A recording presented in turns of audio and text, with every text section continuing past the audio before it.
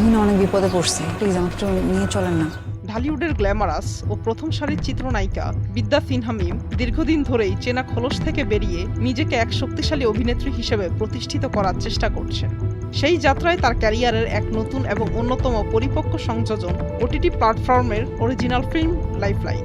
গল্পটা শুনেই আমি বলে দিয়েছিলাম যে আমি কাজটা করব। সিনেমাটিতে গ্ল্যামারের মোড়ক পুরোপুরি ঝেড়ে ফেলে এক সাধারণ মধ্যবিত্ত শহরে তরুণী অনন্যার ভূমিকায় মিমের অনবদ্য ও বাস্তবসম্মত অভিনয় দর্শক মহলে দারুণ প্রশংসিত হচ্ছে।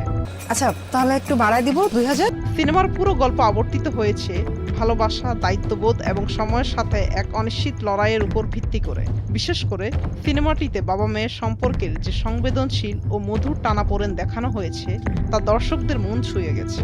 এই গুরুত্বপূর্ণ চরিত্রে মিমের বাবার ভূমিকায় বর্ষিয়ান অভিনেতা খায়রুল আলম সবুজ এবং একটি বিশেষ ব্যতিক্রমী চরিত্রে আকম হাসানের দুর্দান্ত উপস্থিতি সিনেমাটির গভীরতা অনেক বাড়িয়ে দিয়েছে।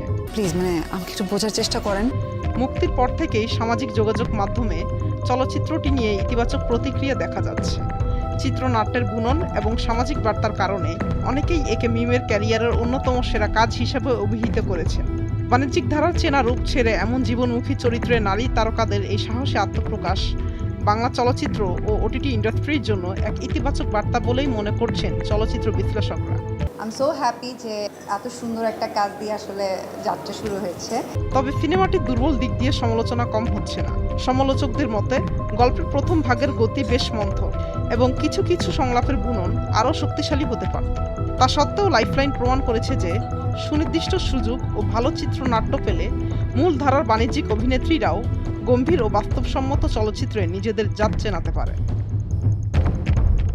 ওটিটি দুনিয়ায় বাংলা কন্টেন্টের এই নতুন জোয়ারে মিমের এই সাহসিকতা অন্যান্য অভিনেত্রীদেরও চেনা বৃত্ত ভাঙার অনুপ্রেরণা যোগাবে বলে আশা করা হচ্ছে। মুক্তা আমিন, নিউজ ডেস্ক, ভোরের কাগজ।